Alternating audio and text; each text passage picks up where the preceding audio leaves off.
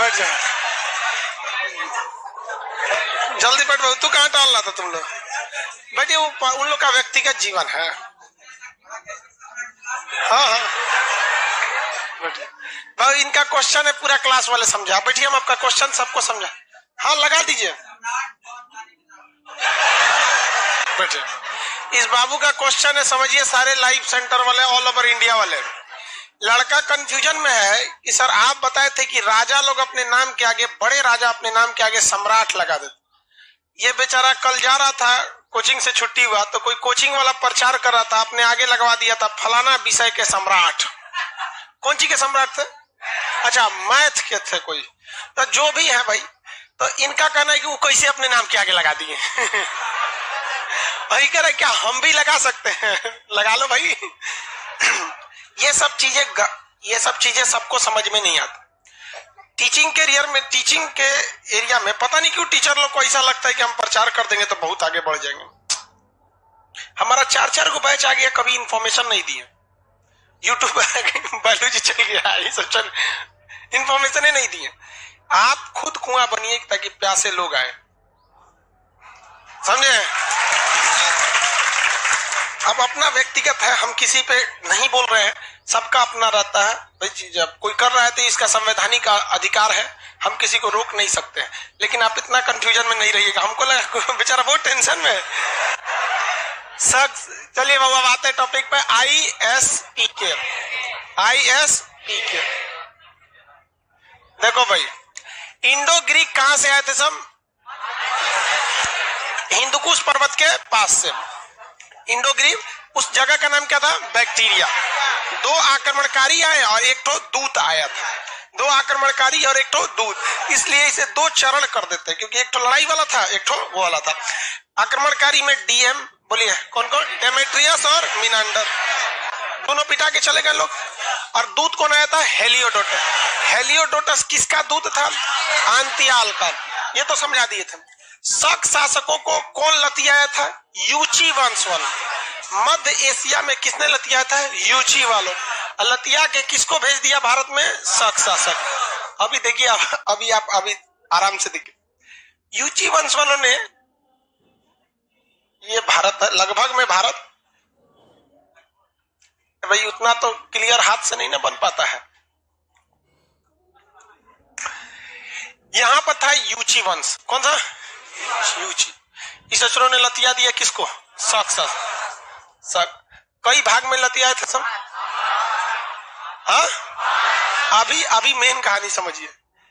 शक शासक यहाँ आके सेटल हो गए सब। एक कंधार में रह गया, एक तक्षशिला, एक मथुरा, उज्जैन, नासिक, बस गया सब। शक राजाओं को क्या कहा गया? क्षत्रप कहा गया। जब यूची वालों ने इनको मारे सब, तो देखा सकी कहां गया है सब, अभी तक लौटा सब नहीं। तो यूची वाला इसके पीछे पीछे चला है। इसी को कहते कुषाण वंश।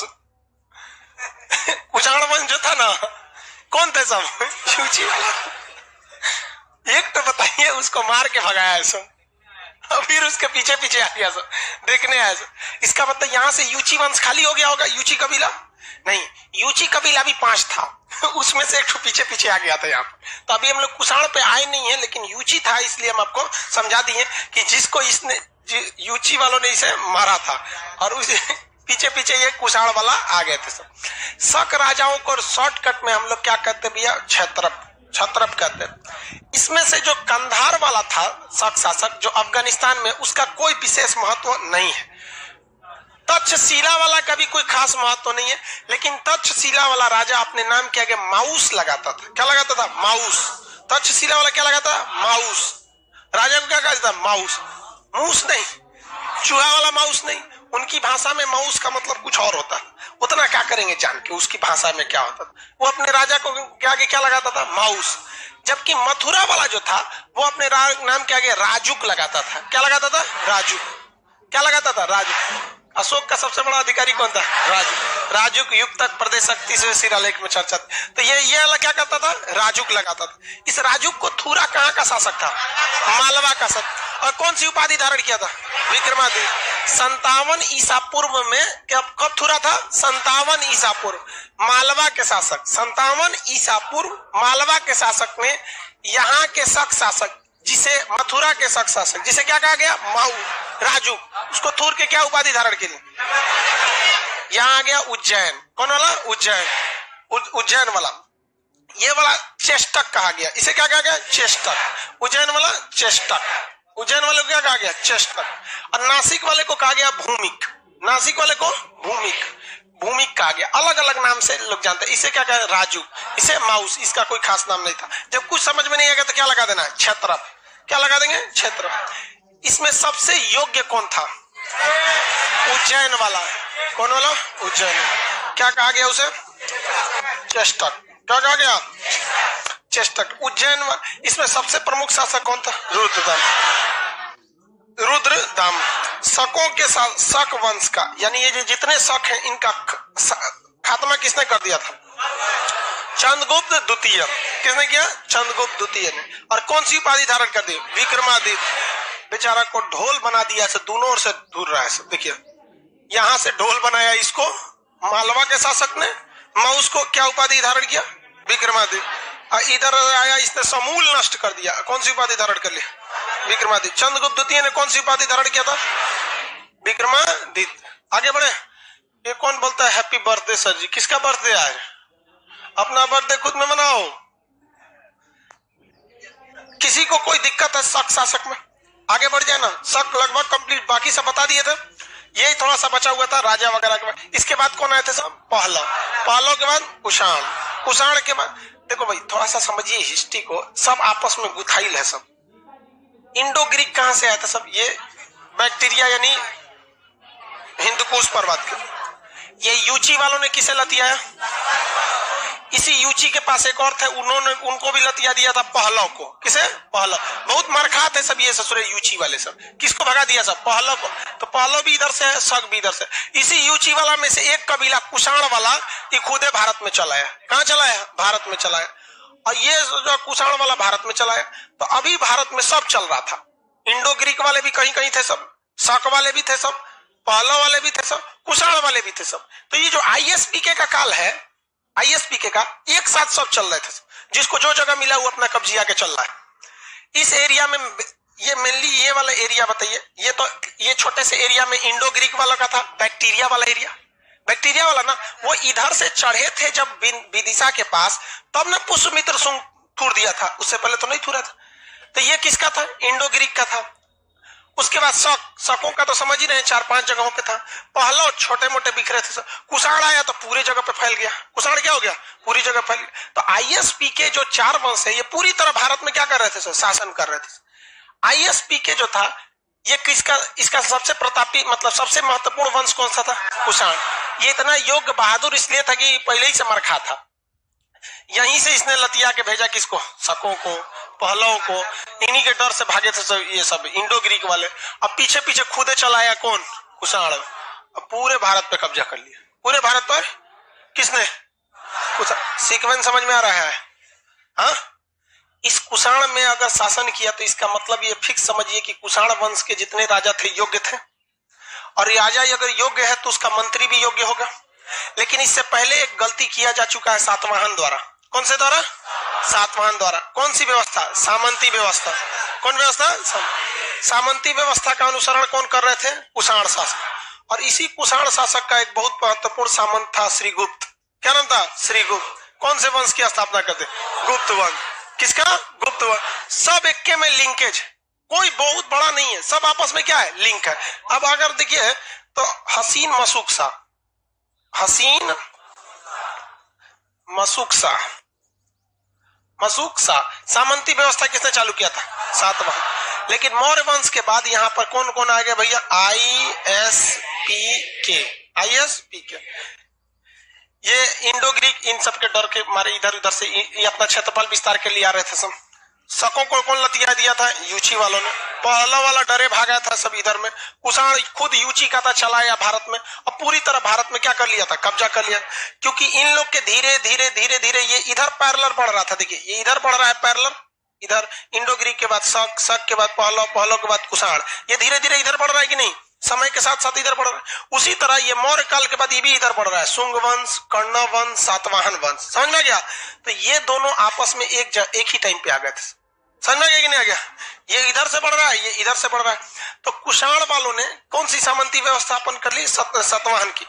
और कुषाण राजाओं के ही अपने सामंत थे, कौन से? गुप्त शासक। और भारत में कौन सी वंश की स्थापना? गुप्त वंश। कौन वंश? गुप्त वंश। और यही गुप्त वंश वाला है, कौन?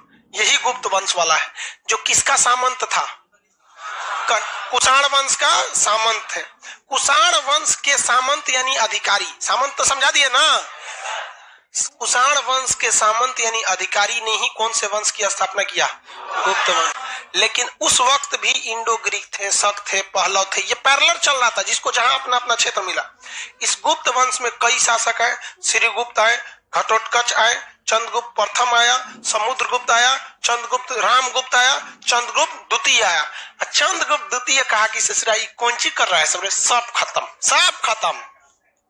क्या उसने कुषाण को भी खत्म किया? भैया कुषाण को तो पूरे पूरे घोट गया, क्योंकि कुषाणे का वो क्या था?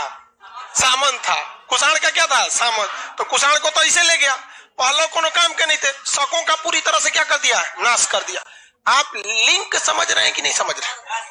क्या आप गुप्त काल को और कुषाण काल को अलग अलग समझेंगे? नहीं, ये इसी का क्या था? सामंत था। और इन सब, ये सबके लतियाने के पीछे किसका हाथ था? युची। और खुद कुषाण किसका था?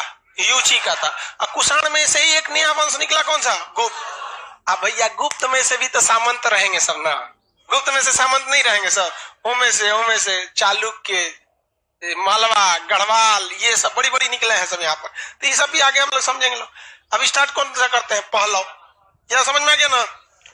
पहलव को स्टार्ट करते हैं। शक में किसी को दिक्कत नहीं, शक में हम भरवा देते हैं, कुछ गलती मतलब नहीं लिखा था।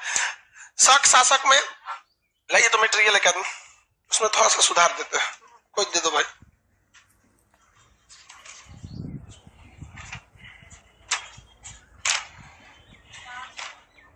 एकदम लास्ट में है,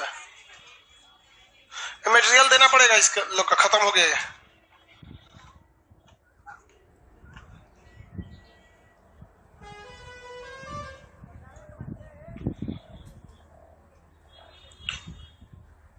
जल्दी खोलिए, लाइव वाले लोग कह रहे हैं कि सर सर्वर में जगह बढ़ा दीजिए। आप कहते हैं हम बहुत दिल वाले हैं। भैया दिल में जगह है, सर्वर में नहीं।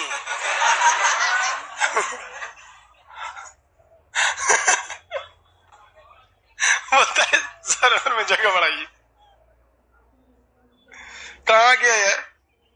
इंडो ग्रीक हो गए सब, यूनानी हो गए, शक। शक को कोई क्या कहा गया था? सीथियन कहा गया। शक को क्या कहा गया?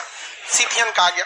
उसमें देखिए कंधार लिखा है, इसमें तो लिखा ही हुआ है जी। तक्षशिला वाला पाकिस्तान था, पाकिस्तान लिखा है ना, तक्षशिला में पाकिस्तान। यहाँ देखिए पेज नंबर 19, नीचे क्या लिखा है? तक्षशिला। शक राजाओं को क्षेत्रप कहा जाता था। ये भारत में 5 जगहों पर बसे। एक जगह कंधार। तो भैया उस समय अभी मत कहिएगा कि ये तो अफगानिस्तान है, उस समय भारत में ही था। उस समय अफगानिस्तान भारत में। उसके नीचे क्या लिखा है? तक्षशिला पाकिस्तान। ब्रैकेट में आगे क्या लिख देंगे? माउस। क्या लिखेंगे? देखिए माउस, चूहा वाला माउस नहीं, माउस, माउस हो गया। उसके बाद कौन सा है? मथुरा वाला का राजुक। मथुरा के राजा को क्या कहा गया? राजुक, राजुक। उसके बाद तो लिखा ही है उज्जैन वाला चेष्टक है, यशुमती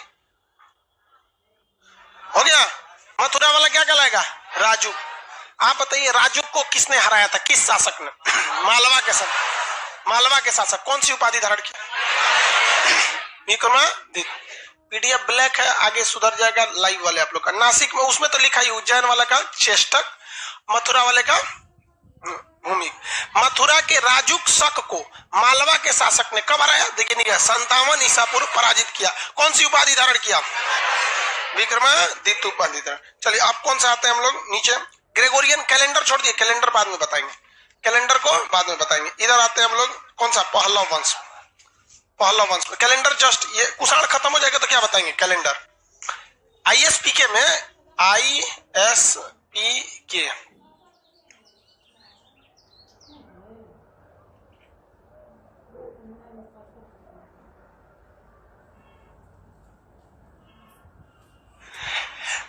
टेंशन वाले आप लोग का पेज नंबर 21 के बाद जो होगा ये मटेरियल ब्लैक हो गया होगा, तो कोई टेंशन नहीं लिए, कल हम आपका मटेरियल डाल देंगे व्हाइट करके। उसको है तो ऐसा प्रिंट करने में गलत हो गया, लिख लिए ना। अब हम पहले क्या देख लेते हैं बउआ, पहला, पहला के बाद कुषाण, और तब हम लोग कैलेंडर देख लेंगे। पहलव में कुछ खास करना ही नहीं है भैया। देखिए पहलव जो थे सब यूची वंश के थोड़ा सा नीचे ईरान में रहते थे। कहाँ रहते थे? ईरान में। ईरान को पर्सिया कहा जाता है, फारस। ईरान को पर्सिया या फारस कहा जाता है। तो ये ईरान, पर्सिया या फारस से ये कहाँ आए थे? भारत में आए थे। पहलव वंश वाले बहुत ही ज्यादा, मतलब ऐसा नहीं था कि बहुत ज्यादा डेवलप थे ये लोग, बहुत ज्यादा नहीं थे। इसमें गोंदो फर्मिस और मिथ्रेडेटस ये दो महत्वपूर्ण राजा हुए। लेकिन इनके समय ईसाई धर्म का प्रचार करने के लिए आया था सेंट थॉमस। तो भारत में पहला ईसाई धर्म का प्रचार करने वाला सेंट थॉमस किस काल में आया था? पहलव वंश के काल में। किस काल में? पहलव वंश के काल में आया था। नाम क्या था उसका? Saint Thomas. क्या हो गया? Saint Thomas. ये ईसाई धर्म के क्या थे? प्रचारक थे। ईसाई धर्म वाले जब अपना प्रचार करते हैं ना, तो वो इंसानियत वगैरह को बड़ा दिखाते हैं। आप भी देखिएगा ईसाइयों का अपना हॉस्पिटल, हिंदुस्तान की शिक्षा व्यवस्था को तो ईसाइयों ने कंट्रोल करके रखा है। जो प्राइमरी मतलब इंटर तक का एजुकेशन है, या ये ईसाइयों के भरोसे सीबीएसई बोर्ड चल रहा है। हाँ, ICSE board. Oh my God, give me courage to do what is right. हम लोग ईसाई स्कूल में पढ़े थे शुरू में, सीबीएसई बोर्ड में, तो यही प्रेयर होता था। आज जोड़ को, oh my God give me courage to do what is right, ऐसे करके कुछ होता था। भुला गया आदमी, अब आज से 30-35 साल हो गए, प्रेयर के लिए याद रहेगा। चलिए यहां समझिए, ये ईरान, फारस या पर्सिया के थे, जिस कारण इन्हें क्या कहा गया? पर्सियन कहा गया। इन्होंने अपनी राजधानी पुरुषपुर यानी पेशावर, पाकिस्तान में ही है, पेशावर को बनाया था। इस वंश के संस्थापक कौन थे? मिथ्रेडेटस। कौन थे? मिथ्रेडेटस। इस वंश के योग्य शासक का नाम गोंदो फर्मिस। बोले थे दो ही राजा का नाम याद रखना। मिथ्रेडेटस क्या थे? शासक, और इसके योग्य शासक गोंदो फर्मिस। गोंदो फर्मिस। पाकिस्तान के तख्ते गढ़ी से एक अभिलेख मिला है जो खरोष्टी लिपि में। आप बताइए ना, पाकिस्तान की जितनी लिपियां है किस लिपि में? तख्ते गढ़ी किस वंश, किसकी लिपि है भाई? किसकी? पहलव वंश का। तख्ते गढ़ी जो अभिलेख है वो किस वंश का है?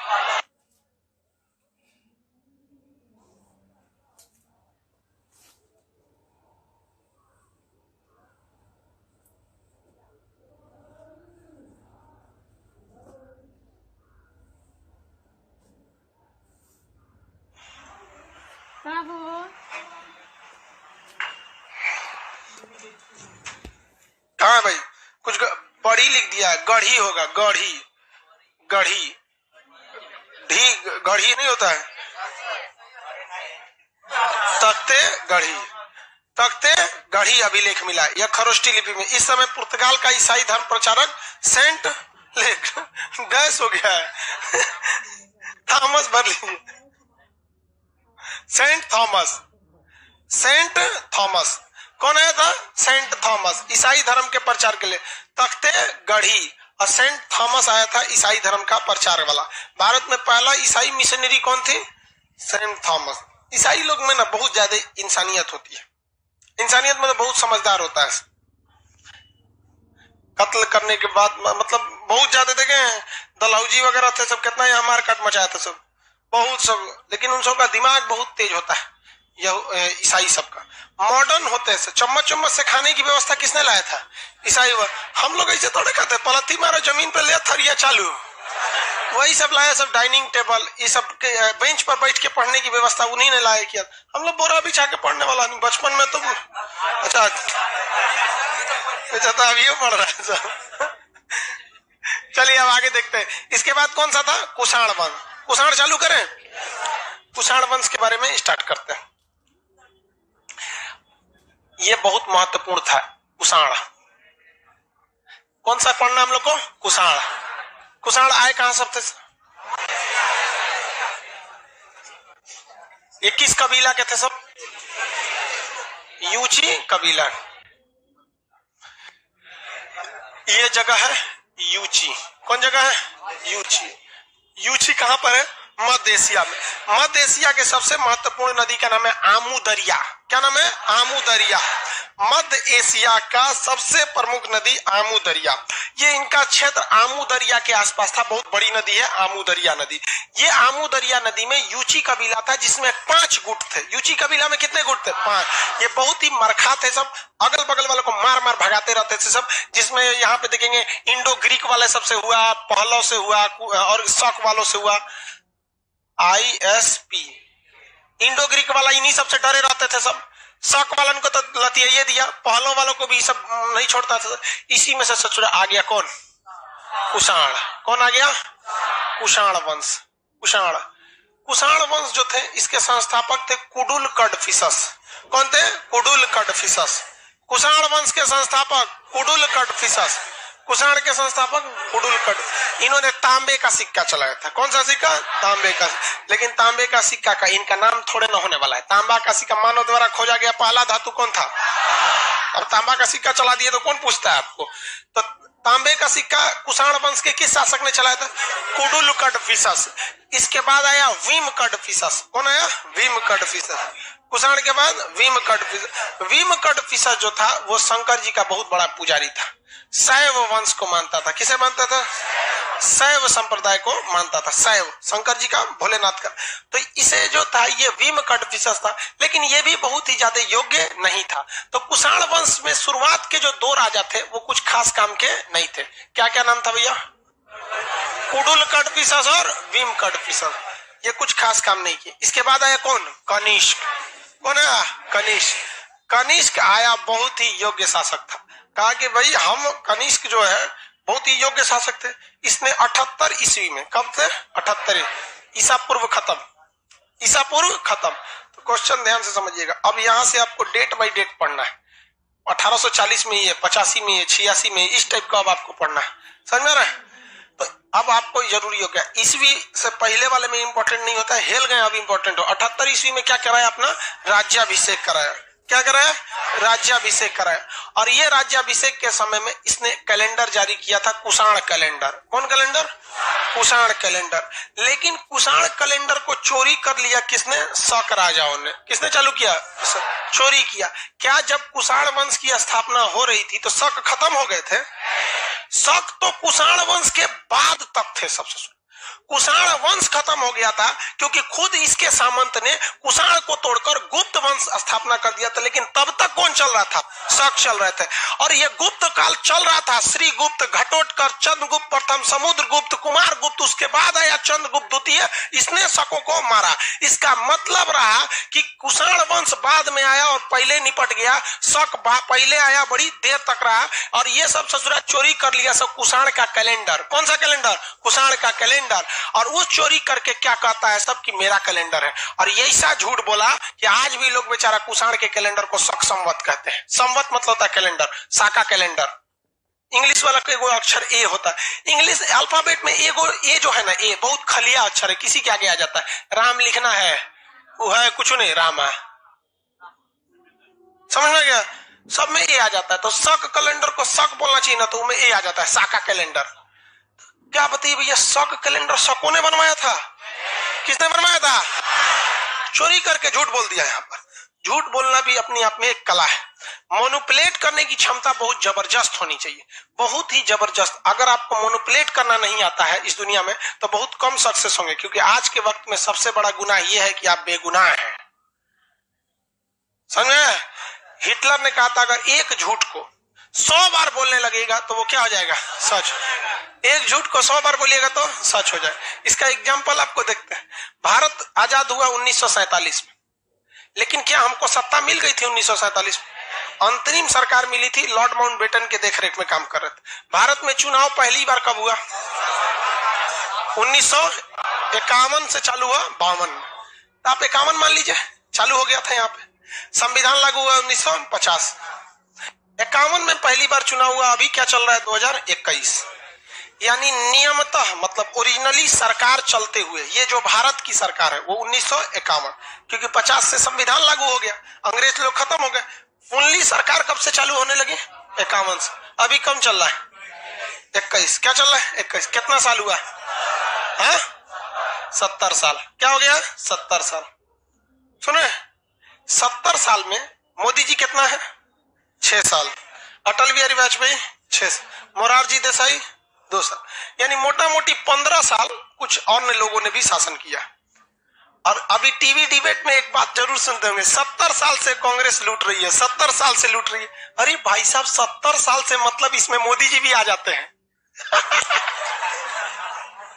इसमें अटल बिहारी वाजपेयी भी आ जाते हैं, इसमें मोरारजी देसाई आ जाते हैं। और हद देखिए, गधों ने अभी तक ध्यान नहीं दिया कि 70 साल जोड़ कहां से रह रहे गधा कहीं का। सब 14 से तो मोदी जी हैं। इसका मतलब देखो कि जिसके अंदर आज के वक्त में मैनिपुलेट करने की क्षमता है, अपनी बातों को मजबूती से रखने की क्षमता है, उसको लोग वही जीतेगा इस समाज में, वही। यानी अभी क्या है कि आपको बात करने की क्षमता आ जाए तो आप समझिए। आप बताओ, उन गधों को पते नहीं है। इसीलिए कांग्रेस वालों का ये हाल हुआ है, गलत नहीं हुआ है, दे डिजर्व इट, वो इस लायक हैं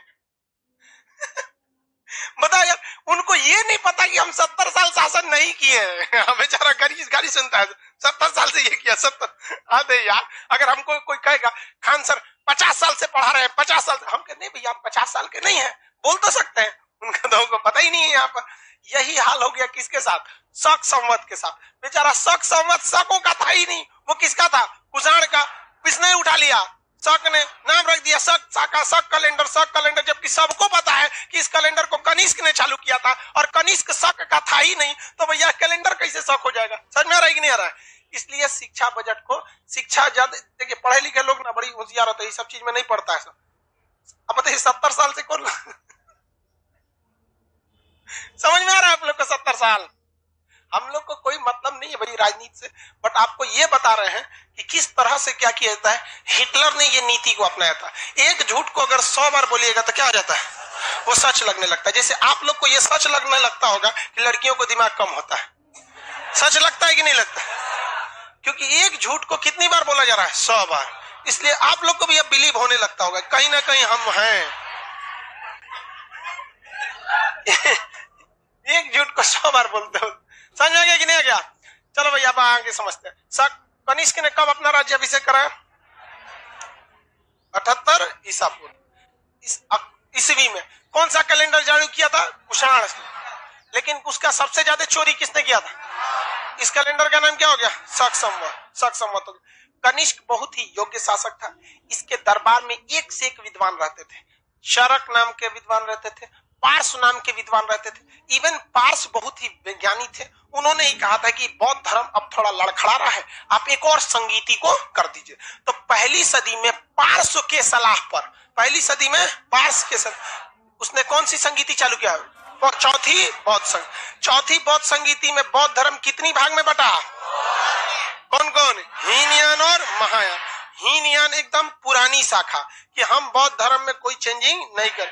महायान कहता है कि नहीं भैया, बौद्ध धर्म हम अपना लिए हैं, माने सोना का सिकड़ी भी पहन सकते हैं, चेन भी पहन सकते हैं, तनी मनी मदिरा भी ले सकते हैं, मांस भी खाने का मन रहा है कर सकते हैं, आखिर ये हम ही लोग के लिए तो बना है।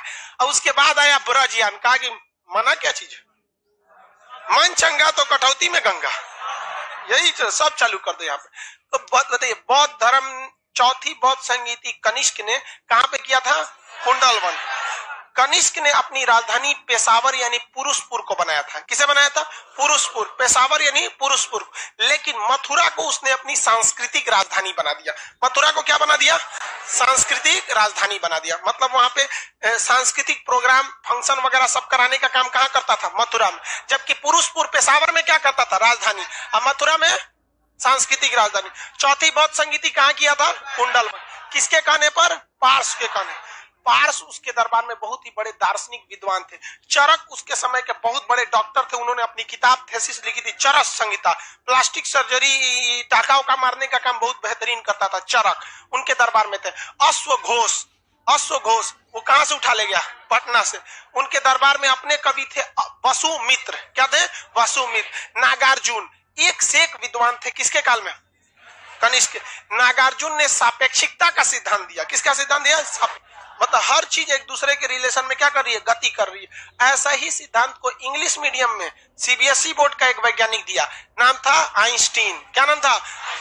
आइंस्टीन नाम था। आइंस्टीन ने भी वही सिद्धांत दिया जिसे पहले किसने दे दिया था? नागार्जुन। इसलिए भारत का आइंस्टीन किसे कहते हैं? नागार्जुन। चरक क्या चीज था? डॉक्टर। चरक क्या था? डॉक्टर। वसुमित्र उसके आगे बहुत बड़े कवि थे, वसुमित्र। पार्स बहुत बड़े दार्शनिक थे। तो पार्स किसके दरबार में? पार्स, चरक, नागार्जुन, वसुमित्र। इसने देखा कि भाई कनिष्क ने देखा कि भैया हम तो पेशावर ले लिए, मथुरा ले लिए, तो इनसे आगे बढ़ जाते हैं तो बिहार में आ जाते हैं। कही लिए जी, बिहार में इसने आ गया पाटलिपुत्रा पे आक्रमण कर दिया। कहां आक्रमण किया? पाटली। और यहाँ महात्मा बुद्ध जिस बर्तन में भिक्षा मांगते थे, भिक्षा पात्र, उस भिक्षा पात्र को उठा ले गया। कहा कि ये तो बहुत इंपॉर्टेंट चीज। अब सोचिए ना, राम जी का धनुष अगर किसी को मिल जाए और कितना इंपॉर्टेंट होगा, वहां पे बहुत बड़ा इंपॉर्टेंट हो जाएगा। तो जो भगवान जो थे भाई, उनका खुद का यूज किया हुआ सामान अगर मिल जाए तो इससे बड़ा सौभाग्य क्या बात है। अब बस अब तो ये है कि आप उस भगवान को मानते हैं कि नहीं मानते हैं, नहीं समझे। ये बड़ी खराबी होती है हिंदुस्तान वालों में। जिस भगवान को मानेगा उस भगवान की बहुत रिस्पेक्ट करेगा, और जिस भगवान को नहीं मानेगा उसका दिल से बेइज्जत करने में लग जाता है। अरे भाई क्या जरूरत है तुमको करने की? जो उसे मान रहा है वो पागल नहीं है, समझे। देखो भाई साहब, सबसे बड़ी बात एक बात बताते, कोई चीज सही गलत नहीं होता है, ये होता है कि आप उसे कितने दिन से यूज कर रहे हैं। अगर आपको अगर सांभर, इडली ये सब खिलाया जाएगा, डोसा वगैरह, पेट भरेगा?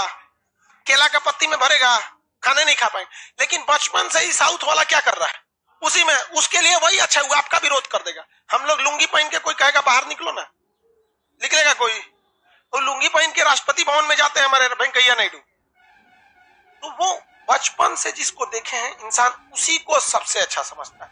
तो हम दुनिया का कोई व्यक्ति जिसको देखता है बचपन से, उसको लगता है कि नहीं यही सही है, बट उसके अंदर शिक्षा इतनी नहीं है जो उसको ये समझ सके कि भैया हम उसको अपनी फैमिली में रख देंगे। वो किस धर्म को फॉलो करेगा? इस्लाम धर्म। हम उसका फॉलो ना करने देंगे हम ना करने देंगे उसको। यहाँ पे तीन चीज में कभी किसी को मत जाने दीजिएगा। धर्म, राजनीति, लड़की के चक्कर में चौपट हो जाएगा वहां पे। उसको सब चीज में रखिएगा। लेकिन अगर हम उसी बच्चे को उठा के किसी पंजाबी सरदार के यहाँ भेज देते हैं, किस धर्म को फॉलो करने लगे? हाँ, अब बड़ा हो के वो किस धर्म का फेवर करेगा? किसके लिए लड़ जाएगा? सिखों के। लेकिन अगर हम उसी लड़का को उठा के किसी हिंदू परिवार में भेज देते हैं, टीका लगाता, किस धर्म को फॉलो करने लगे? हिंदू धर्म। किसके लिए लड़ता? किसी के यहाँ नहीं भेजते, मदरसा में भेज देते तुम। जिहाद कौन बोलेगा रे हमरे आगे? तो भाई साहब ये है, हम कितने दिन से किसी चीज को यूज कर रहे हैं। इस सब पे झगड़ा नहीं करना चाहिए। झगड़ा का बात है, जो जिस परिवार में रहता है उसी को एडॉप्ट कर लेता है। तो कनिष्क के दरबार में कनिष्क ने बौद्ध धर्म को बहुत ही ज्यादा प्रीफर किया था, और इसी क्रम में वो कहाँ आया था? पाटलिपुत्रा। और क्या उठा ले गया पाटलिपुत्रा से? भिक्षा पात्र उठा के ले गया। महात्मा बुद्ध जिसमें भिक्षा मांगते थे उसी में से भिक्षा पात्र उठा के लेके चला गया। और यहाँ का सबसे प्रमुख विद्वान अश्वघोष को भी कहाँ लेके चला गया? पाटलिपुत्रा, अपने यहाँ लेकर चला गया। अश्वघोष की पुस्तक का नाम बता सकते हैं? अश्वघोष की पुस्तक का नाम बीच में नहीं, कौन खड़ा होकर कौन बताएगा?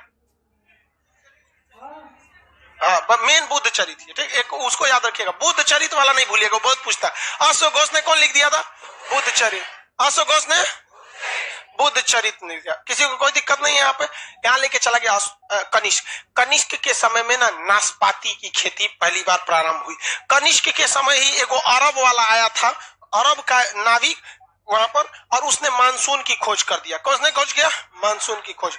अरब यात्री ने किसकी खोज कर दिया? मानसून। तब ये आलू वगैरह वगैरह इस सब की खेती यहाँ पे चालू हुई थी कनिष्क के काल में। कनिष्क ही बहुत ही योग्य था। कनिष्क के काल में सोना का बहुत बड़ा ढेर मिल गया हिंदुकुश पर्वत के पास, इसलिए कनिष्क ने सोना का व्यापार बहुत ज्यादा किया। और सबसे ज्यादा शुद्ध सोना का सिक्का कुषाण काल में, कनिष्क के काल में ही निकाला गया था। याद है, समझ में आया कि नहीं? कनिष्क ने इस सोना के दम पर बहुत ही ज्यादा व्यापार को बढ़ा दिया, व्यापार को बहुत बढ़ाया, और इस व्यापार को उसने रोम तक ले गया। देखिए यहाँ से, चूंकि ये सब ससुरे आए थे सब कहां से? यूची, इसलिए यहाँ से इनका रिलेशन था ही, और यहाँ भी रिलेशन रहेगा। कैसे? जैसे आपकी माता जी का शादी हो जाएगा तो ससुराल आ जाएंगी कि नहीं? तो आपका रिलेशन आपके ननिहाल से हो जाता है कि नहीं हो जाता है? तो दोनों जगह से ननिहाल हो जाता है। वैसे इसके लिए ये जाना पहचाना जगह था, और ये मध्य एशिया से जस्ट इधर आ जाता है मिस्र। क्या आ जाता है? मिस्र। तो इसका व्यापार किससे ज्यादा हो जाता था? मिस्र से। किससे हो जाता था? मिस्र से।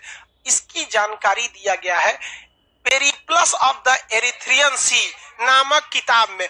कौन बकवा लिखा इसको पता नहीं। अज्ञात की पुस्तक पेरिप्लस ऑफ द एरिथ्रियन सी से यह पता चलता है कि कनिष्क का व्यापार सर्वाधिक किस देश से था? मिस्र से था। किससे था? मिस्र। अब एक खराबी समझो भाई, अगर व्यापार में कोई दूसरा आदमी टांग लड़ाता है तो उससे दुश्मनी हो जाती है। ये जेन्युइन बात है। आपका दुकान अगर मान के चलिए सोनार है, आप सोने की दुकान खोले हैं, बगल में होटल खुल जाएगा, आपको तकलीफ होगी? बगल में एगो सोनार खोल लिया हो जाएगी। इसका मेन व्यापार कहां चलता था? मिस्र में। और इसमें हाथ मार दिया चाइना। कौन हाथ टांग लड़ा दिया? चाइना टांग लड़ा दिया। नक्शा कहां है जी?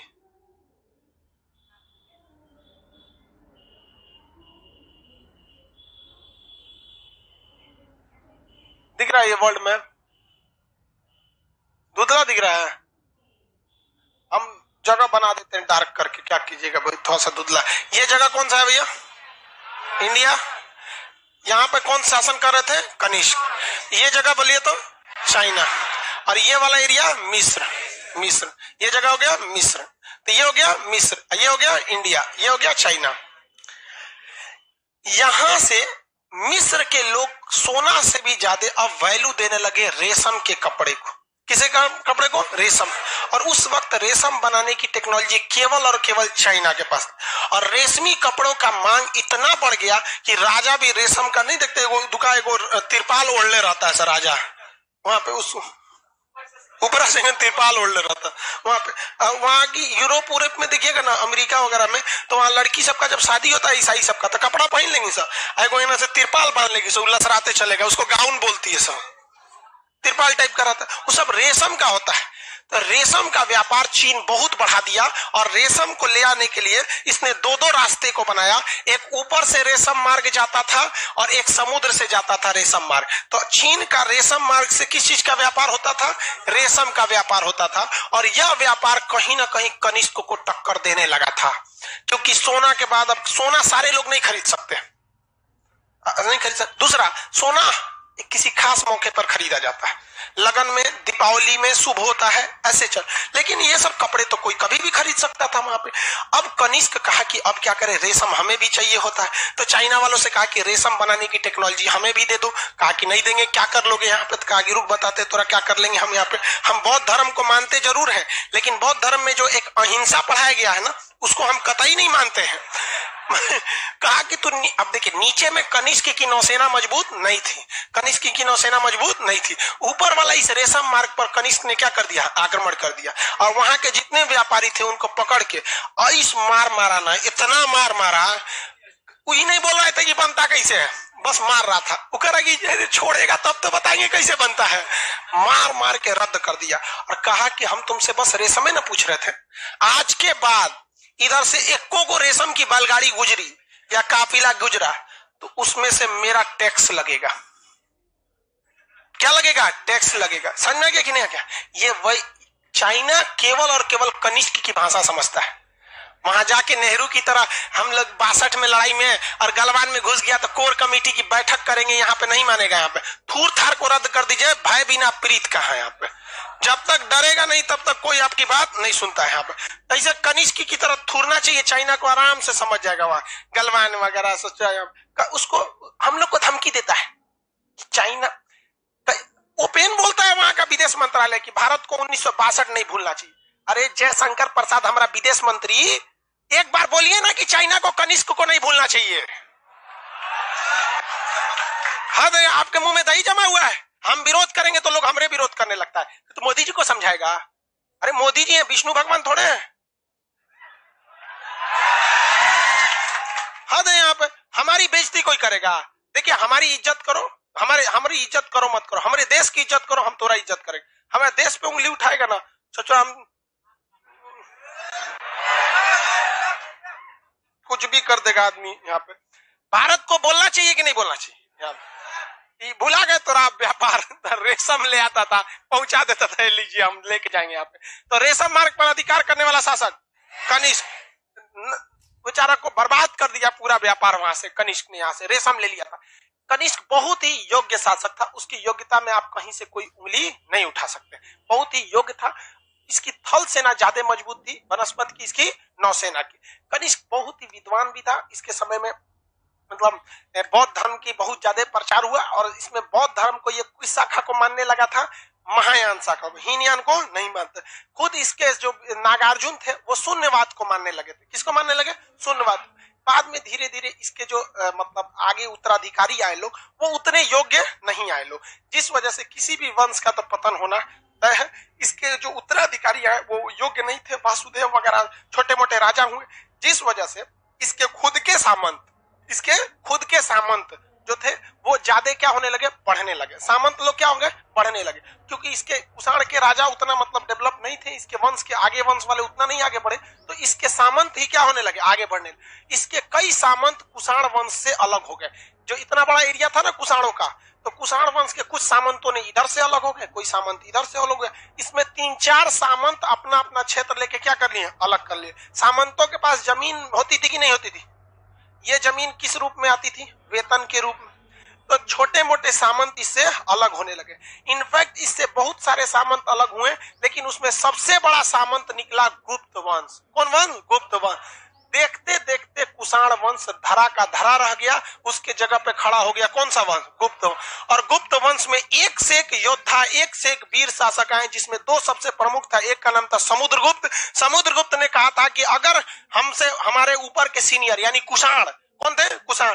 गुप्त के लिए तो सीनियर कौन हो जाएगा? कुषाण। अगर थल सेना को जीत सकते हैं तो मैं नौ सेना को जीत सकता हूं। समुद्रगुप्त ने दक्षिण भारत में पूरी तरह से कब्जा करने के लिए कह दिया, और कहा जाता है समुद्रगुप्त का घोड़ा 3 समुद्र का पानी पीता था, यानी दक्षिण भारत में भी उसका पूरी मजबूती से पकड़ हो गया धीरे धीरे। तो देखिए कनिष्क तो खत्म हो गया, इसके जगह पे कौन आ गया? गुप्त। और गुप्त आया तो इधर वालों को सबको क्या कर दिया था? साफ कर दिया। समझ में आ रहा है कि नहीं आ रहा? 2-2 कैलेंडर समझिए। ये राज्याभिषेक के समय कौन सा कैलेंडर चालू किया भाई? शक संवत। कितने ईस्वी में? और ये मालवा के शासक ने ये मथुरा के शक शासक को कब हराया था? 57 ईसा पूर्व। 57 ईसा पूर्व। इस समय इसने विक्रम संवत बना दिया, विक्रमादित्य की उपाधि धारण करके विक्रम संवत। यानी शकों से 2-2 चीजें रिलेटेड। विक्रम संवत कौन सा संवत कब आया था? 57 बिफोर क्राइस्ट, ईसा मसीह के जन्म से पहले। और आया एक तो शक संवत। हकीकत में क्या ये शक संवत है? 78 ईस्वी, एडी बोलते हैं, एना डामिनी। मेरे ईश्वर के साम्राज्य में ईसाई लोग का मानना है कि जब ईसा मसीह का जन्म हो गया तब से लेके आज तक ईसा मसीह अभी भी जिंदा है, वो मरे नहीं है। तो कौन बोलता है कि उसका भगवान मरा हुआ है? हिंदू बोलता है क्या राम जी मर गए? उनका भी तो, उन्होंने तो केवल इस धरती लोक को छोड़े हैं, है कि नहीं? धरती लोग को छोड़। तो इनका कहना है कि हमारे ईश्वर के साम्राज्य में। अभी सब चीज किसके साम्राज्य में चल रहा है? ईसाई लोग। तो एडी में हुआ। तो भारत में 2 महत्वपूर्ण कैलेंडर कौन कौन? शक संवत और विक्रम संवत। पुराना कौन है? ईसा मसीह के जन्म से पहले ही क्या है? कौन? विक्रम संवत। ईसा मसीह के जन्म के बाद आया शक संवत। लेकिन विक्रम संवत को बहुत यूज करना मुश्किल हो गया, शक संवत को यूज करना मुश्किल हो गया। चैत, बैसाख, जेठ, आषाढ़, सावन, भादो, आश्विन, कार्तिक, अगहन, पूस, माघ, फागुन। कौन महीना याद रखता है इसको? फागुन चल रहा है, 12 महीना हो गया कि नहीं? कौन छूट गया था क्या इसमें? अरे लगभग चल गया। इसका यूज कौन आता है? दादा दादी लोग बताते थे लोग। अभी तो कुछ खास यूज नहीं होता है। तो इसमें आया एक ईसाई धर्म का बहुत बड़ा फादर। क्या था? बहुत बड़ा फादर। नाम था उसका पोप ग्रेगोरी। क्या नाम था? Pope Gregory. उन्होंने कैलेंडर चालू किया, ग्रेगोरियन कैलेंडर। कौन कैलेंडर? Gregorian calendar. और उसने कहा कि देखिए जिस तरह से विक्रमादित्य ने शकों को हराया और विक्रम संवत चालू किया, राज्याभिषेक कराया, कनिष्क ने अपना कैलेंडर चालू किया। ईसा मसीह का जब जन्म हुआ तो कौन सा कैलेंडर चालू हुआ? ग्रेगोरियन। Gregorian calendar. ये कब चालू हुआ भैया? 0, यानी ईसा मसीह के जन्म पर। ईसा मसीह के जन्म सबसे ज्यादा फॉलो होने लगा कौन कैलेंडर? ग्रेगोरियन कैलेंडर सबसे ज्यादा। आज कौन तारीख है? 12। कोने कैलेंडर का, ग्रेगोरियन कैलेंडर का। कौन महीना है? मार्च। कौन कैलेंडर का? ग्रेगोरियन कैलेंडर का। तो सारे लोगों ने किसको फॉलो कर लिया? ग्रेगोरियन। अगर आप विक्रम संवत को, किसे? विक्रम संवत को चाहते हैं ग्रेगोरियन में बदलना, तो आपको 57 साल क्या करना पड़ेगा? जोड़ना पड़ेगा। 57 साल क्या करेंगे? जोड़ देंगे। किसमें आ जाएगा वो? किसमें? ग्रेगोरियन कैलेंडर में। किसमें आ जाता है? ग्रेगोरियन। उसमें 57 जोड़ देंगे तो किसके पास आ जाएगा? ग्रेगोरियन। पीछे वहां पे थोड़ा सा जोड़ देंगे तो आ जाता है। हमारा संविधान कब लागू हुआ था? 1949 में बन के तैयार हुआ था। 1949 में रेडी हुआ था बन के। तो संविधान में भी है ना, आज तारीख 26 नवंबर 1949, 26 नवंबर 1949। इसी को उसने ब्रैकेट में लिखता है विक्रम संवत में, मिति मार्ग शीर्ष शुक्ल सप्तमी संवत 2006 विक्रमी। ले भैया, विक्रम संवत में वो तारीखवा कौन था? 2006। लेकिन एक्चुअली में वो तारीख क्या था? 1949। हमारा संविधान बना ना आज तारीख 26 नवंबर 1949। अब ब्रैकेट में लिखेगा विक्रम संवत में मिति मार्ग शीर्ष शुक्ल सप्तमी संवत 2006 विक्रमी। तो 2006 विक्रमी। समझ में आ गया कि नहीं आ गया? तो यानी अगर इसमें देखिए, ध्यान से समझिए, ये थोड़ा सा पीछे है, आगे कौन है? पहले कौन आया? बाद में कौन आया? ग्रेगोरियन। उसके बाद सीक्वेंस में यही ना है तीनों। तो अगर आपको हम दे देते हैं कोई सन, ये वाला कोई सन दे देते हैं 1949 यानी ग्रेगोरियन कैलेंडर में, और आप चाहते हैं ग्रेगोरियन कैलेंडर को किस में बदले? विक्रम में। तो इतना जोड़ दीजिए इसमें, क्योंकि वो पहले आया है तो जोड़िएगा ना जी। तो बताइए 1949 में आप कितना जोड़िएगा? 1949 में कितना साल जोड़ना है? कितना साल? 57 साल। क्या करना है? ऐड करना है। जोड़िए तो 9 7 6 9 1 0 हो गया। 1949 या मिति मार्ग शुक्ल सप्तमी संवत 2006 विक्रमी। समझ में आ गया कि नहीं आ गया? तो अगर आप किसी भी कैलेंडर को विक्रम संवत में ले जाना चाहते हैं, किसमें? अगर विक्रम से किसमें लाना चाहते हैं? ग्रेगोरी में। तो कितना जोड़ना पड़ेगा? 57। क्या करना पड़ेगा? आप देखिए जोड़ेंगे कि नहीं जोड़े? यहाँ पे देखिए 49, ये कौन सा था? ग्रेगोरियन था। क्या था? ग्रेगोरियन। अगर आप इसकी तुलना किससे करेंगे? विक्रम से। किससे करेंगे? विक्रम से। तो विक्रम पुराना है। विक्रम क्या है? पुराना है। कितना पुराना है? उतना जोड़ दीजिए। क्या करना है? जोड़ दीजिए। लेकिन अगर वही घटाना रहेगा तो इसको निकालना है तो क्या करेंगे? घटा देंगे। क्या करेंगे? घटा देंगे। समझ में आ गया? जैसे आज की तारीख कितना है? 2021। कितना है भाई? 2021। हम कहते हैं 2021 आज है, तो आप बताइए इस अगर हम विक्रम संवत की बात करेंगे तब, विक्रम संवत की बात करेंगे तो प्लस 57 साल। कितना हो गया? 2078। विक्रम संवत के हिसाब से कब चल रहा है? 2078। पगला जाएगा। तो पहले संविधान में कौन सा कैलेंडर चल रहा था? विक्रम संवत। बाद में बदल के 1957 में किया गया शक संवत। अरे भैया, आसमान से गिरा खजूर पे आके अटका। लोगों को ना यहाँ विक्रम समझ में आता है ना शक संवत समझ में आता है। कौन सा समझ में आता है? ग्रेगोरियन समझ में आता है। तो आपको अगर विक्रम संवत जोड़ना है तो क्या करेंगे? प्लस कितना? 57। बस अब ये नीचे है, कम है, तो अगर आप इसे शक में बदलना चाहते हैं तो क्या करेंगे? माइनस करेंगे। कितना? 78 साल। क्या करेंगे? 78। आप अपना डेट ऑफ बर्थ को विक्रम संवत में निकालेंगे और अपने डेट ऑफ बर्थ को शक संवत में निकालेंगे। सबको आपका अपना डेट ऑफ बर्थ पता है? पता है कि नहीं पता? पता है। तो आपको अपना date of birth Vikram Samvat में निकालना है तो क्या करेंगे? 57 साल जोड़ दीजिएगा। और अपना डेट ऑफ बर्थ शक संवत में निकालना है और 78 साल घटा देंगे। निकल जाएगा आप लोग का। नेपाल में सर विक्रम चलता है। हाँ चलता है, हर देश में अलग अलग चलता है। मुस्लिम लोग हिजरी कैलेंडर चलते हैं। कौन सा कैलेंडर? हिजरी। हिजरा नहीं रे, हिजरी कैलेंडर। मात्रा गलती होगा दिक्कत हो जाएगा। हाँ डेट सेम रहने दो, कोई दिक्कत नहीं है। हिजरी संवत को कौन चालू करता है? मुस्लिम। लेकिन तीनों में एक खराबी है। हिंदू लोग किसे फॉलो करते हैं? शक संवत। इवन हिंदू लोग कहीं कहीं के देश, नेपाल के लोग विक्रम को फॉलो करते हैं। तो चाहे वो विक्रम संवत हो, चाहे वो शक संवत हो, चाहे वो मुसलमानों का हिजरी संवत हो, ये सब चंद्रमा पर आधारित होता है। और चंद्रमा पर जो जो कैलेंडर आधारित होता है वो ससुरा हर साल 11 दिन पीछे हो जाता है। क्या हो जाएगा? 11-12 दिन वो पीछे हो जाता है, क्योंकि चंद्रमा का महीना 27-28 का हो जाता है, 30-29 का, 30-31 का नहीं होगा। तो इसलिए देखिएगा, हिंदू का त्योहार, मुस्लिम का त्योहार, ये हर साल घसकते रहता है, चेंज होते रहता है। ईसाई का कभी त्योहार देखे, क्रिसमस, मेरी क्रिसमस 25 दिसंबर, गुड फ्राइडे अप्रैल का फ्राइडे में आता है, उनका नहीं, उन लोग में त्योहारों बड़ी कम है, हम लोग बहुत ज्यादा त्योहार।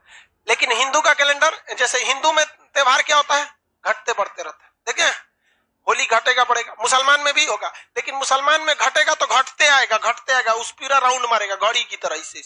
हिंदू में 3 साल तक घटेगा, फिर एक बार क्या लगा दिया जाएगा, मलमास, फिर वो बराबर हो जाएगा। एगो एक्स्ट्रा महीना जोड़ेंगे तो 11-11 दिन जो घट रहा है, एगो एक्स्ट्रा जोड़ेंगे 3 साल बाद, तो फिर क्या कर देगा, बराबर। इसलिए हिंदू धर्म के जितने त्योहार हैं, वो डेट भले चेंज करेंगे, महीना वही रहेंगे सब। देखेंगे, होली कुछ भी हो जाए तो मार्चे में रहता है कि नहीं, तिल संक्रांत जनवरी में, दशहरा अक्टूबर में रह जाता है, छठ वगैरह नवंबर में रह जाता है। तो वो मलमास वगैरह से होता है। आगे का क्लास मंडे को देखा जाएगा, आज के लिए इतना। ये किसका है भाऊ?